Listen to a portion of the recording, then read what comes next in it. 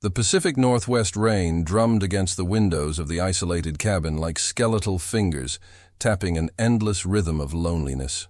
Marcus Kellerman set down his evening coffee and looked up from the leather-bound journal where he recorded his daily observations about weather, wildlife, and the slow passage of time in the Oregon Territory wilderness. Something had disturbed the natural sounds of the forest, a disruption in the symphony of rainfall and wind that his trained ear had learned to read like a book. At 43 years old, Marcus had spent the last 7 years alone in the timber country, 20 miles from the nearest settlement of Cedar Falls. He had come here after the war, after Antietam had taken his leg below the knee and left him with nightmares that plagued his sleep and memories that haunted his waking hours. The solitude of the deep woods, the honest work of cutting timber for the railroad expansion, and the simple rhythms of survival had gradually pulled him back from the brink of madness that many veterans never escaped. His cabin sat in a clearing carved from ancient Douglas fir forest, surrounded by trees so massive that their trunks would require a dozen men holding hands to encircle them. A small creek provided fresh water, and the music of flowing water that had become his constant companion. The nearest neighbors were the wildlife, black bears, elk, mountain lions, and the countless smaller creatures that made their home in the cathedral-like groves of the old-growth forest. The sound that had caught his attention came again, closer now. It was human movement, deliberate but unsteady, as if someone was struggling through the underbrush in the darkness. Marcus reached for the rifle that always hung above his door, not from fear, but from the caution that kept solitary men alive in country where help was days away and danger could take many forms. A knock came at his door, so soft he almost missed it under the noise of the storm. When he opened it, Marcus found himself staring at a sight that would be burned into his memory forever. A young woman, perhaps 19 or 20 years old, stood swaying on his doorstep. She was soaked to the skin, her long brown hair plastered to her head, her simple cotton dress clinging to a body that was unmistakably pregnant. But it was not her condition or her obvious exhaustion that struck him most forcefully. It was the blood. Her hands were stained dark red, and more blood had soaked through the front of her dress in patterns that suggested recent violence. In her right hand, she clutched what appeared to be a piece of paper, also stained with crimson. "Please," she whispered, her voice barely audible above the storm. "I need help." Marcus did not hesitate. Whatever had happened to this girl, whatever violence had marked her, she was clearly in desperate need of immediate care. He stepped aside and gestured for her to enter, closing the door behind her against the cold rain. "Sit down," he said, guiding her to the chair closest to his fireplace. "Let me get you something warm to drink."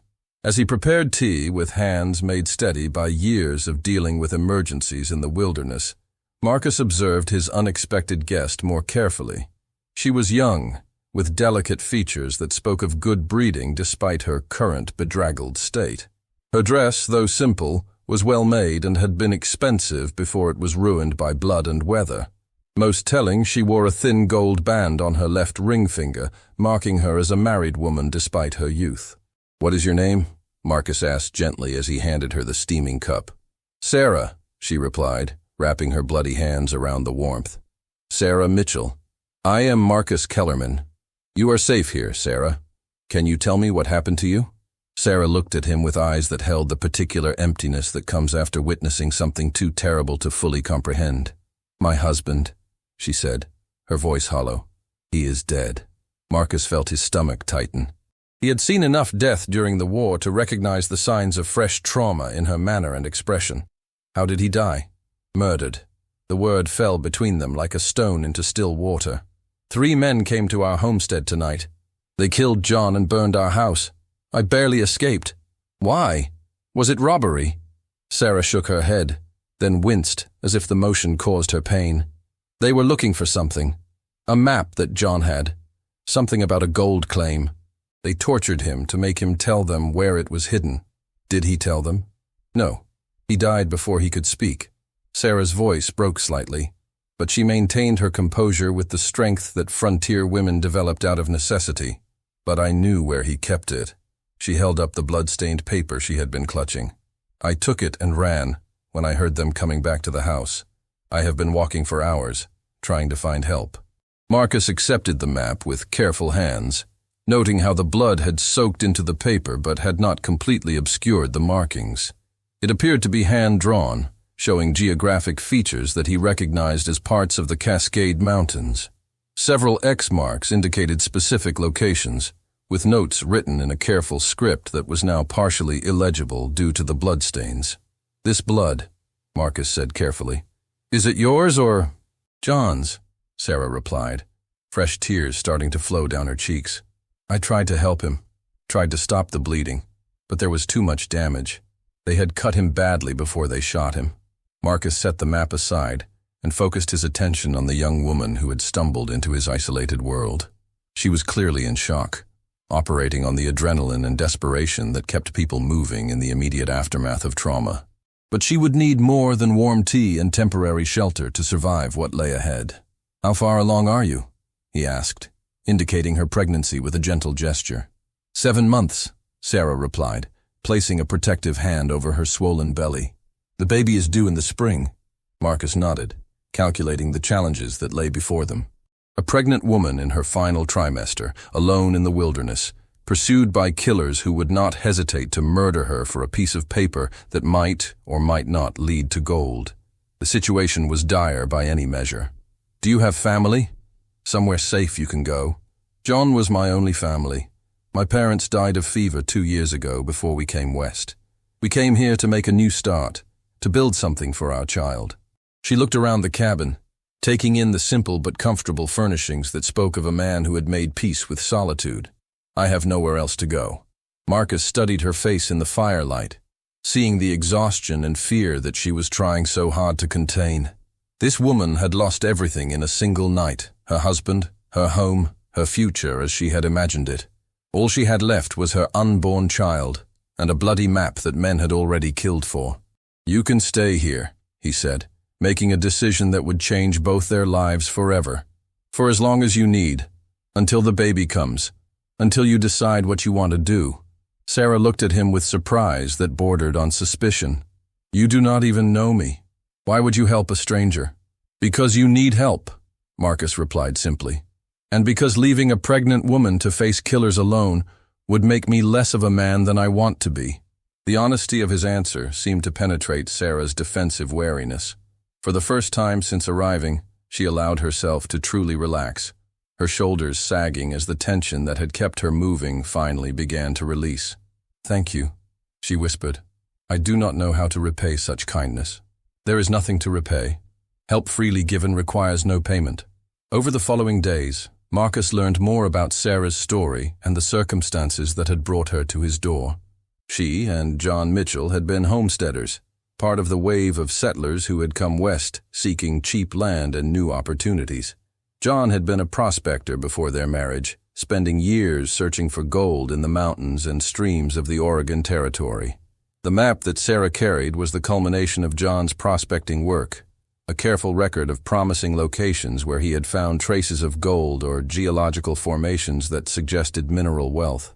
It was not a treasure map in the romantic sense, but rather the practical documentation of a man who understood mining and had invested years in exploring remote areas that others had overlooked. John always said that the real gold was not in the rivers where everyone was looking, Sarah explained as they studied the map together by lamplight.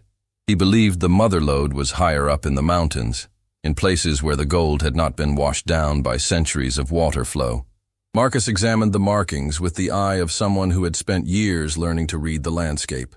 Several of the locations indicated on the map were in areas he knew to be nearly inaccessible, requiring days of difficult travel through country where a wrong step could mean death. "This is dangerous knowledge," he observed. "Men have killed for far less than this. I know. But it is all I have left of John's work, of the dreams we shared. I cannot simply throw it away." Marcus understood her attachment to the map, but he also understood the reality of their situation. The men who had killed John would not stop searching until they found Sarah and recovered what they believed she had taken. As long as she carried the map, she would be in constant danger. "What do you want to do?" he asked. "Do you want to try to claim these sites yourself? Sell the information? Turn it over to the authorities?" Sarah was quiet for a long moment, her hands resting on her swollen belly as she considered her options. "I want to survive long enough for my child to be born," she said finally. "After that, I will decide what to do with John's legacy." It was a practical answer that showed wisdom beyond her years. Marcus nodded his approval and made his own decision about how to protect this woman and her unborn child. The first priority was security. Marcus spent several days modifying his cabin to make it more defensible, installing heavy shutters that could be barred from inside and creating hidden storage areas where weapons and supplies could be concealed.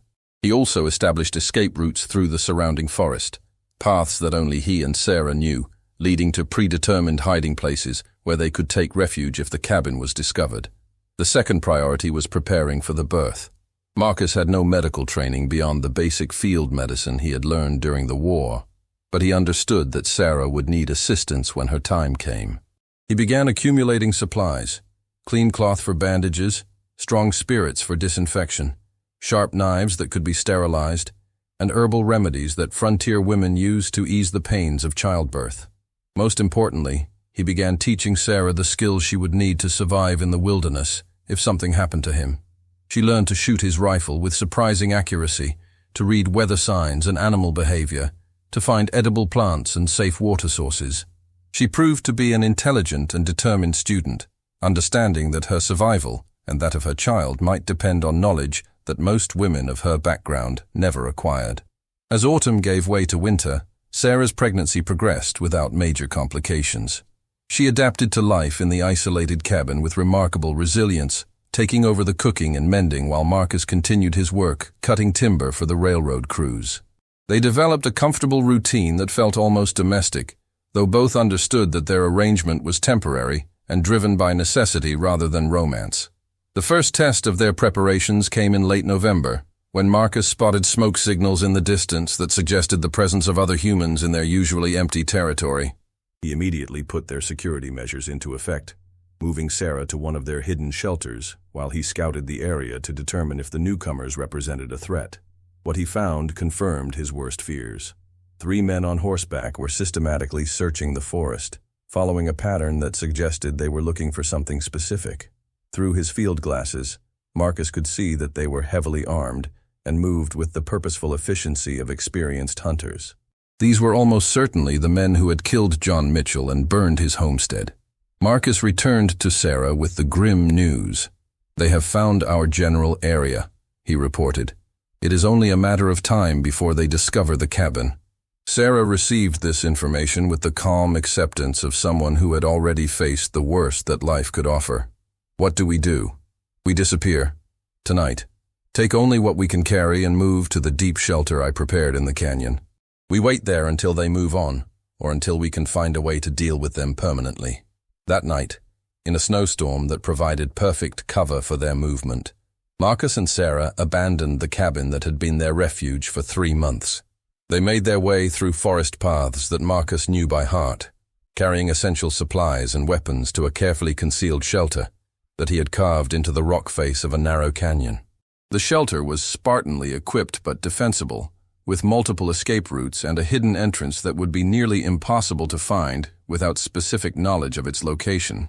More importantly, it was positioned where they could observe anyone who approached their abandoned cabin while remaining completely concealed themselves. For 5 days, they waited in the cold shelter, watching through carefully positioned mirrors as the 3 killers searched the area around the cabin.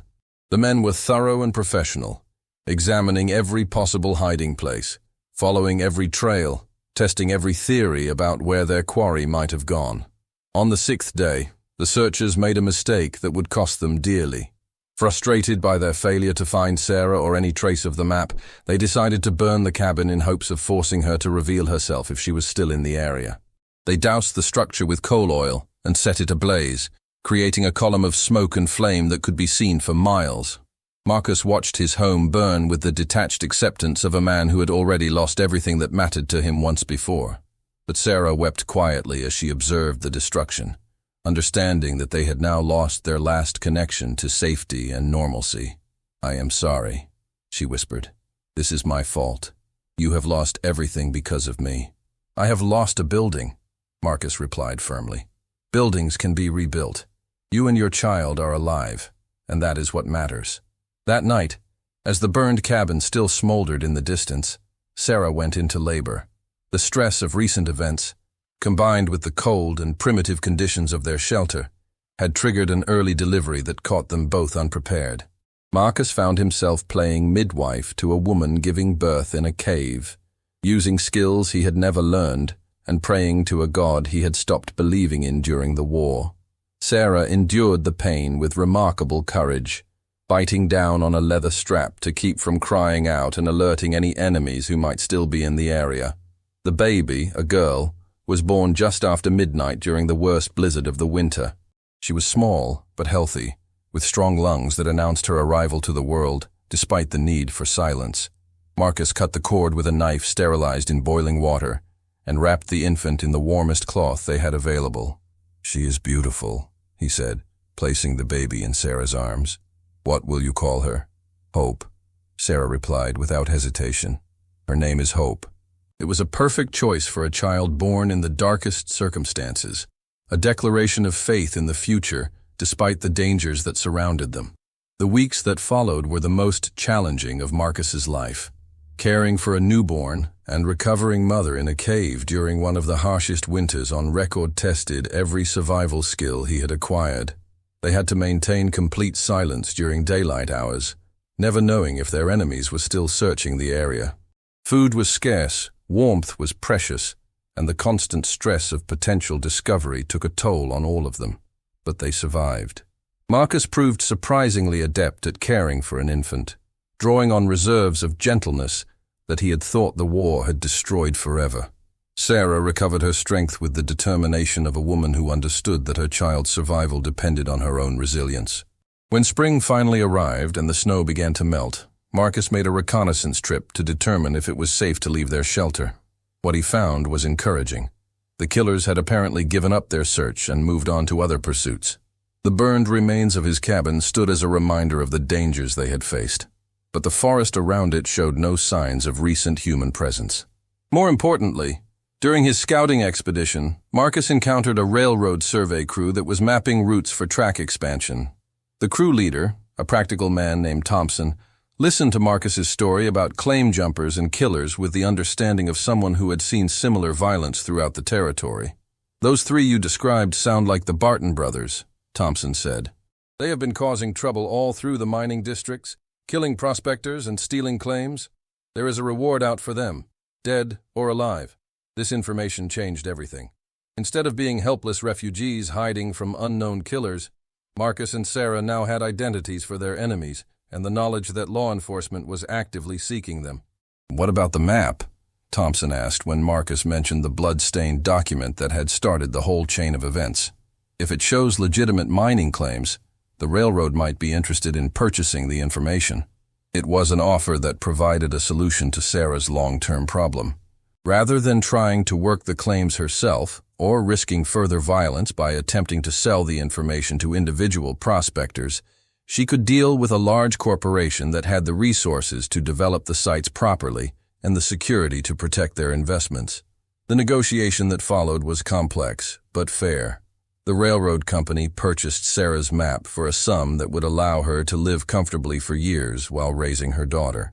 More importantly, they agreed to hire Marcus as a guide for their exploration teams, giving him steady employment that would keep him in the territory where he had made his home. The final confrontation with the Barton brothers came unexpectedly, 6 months after Hope's birth.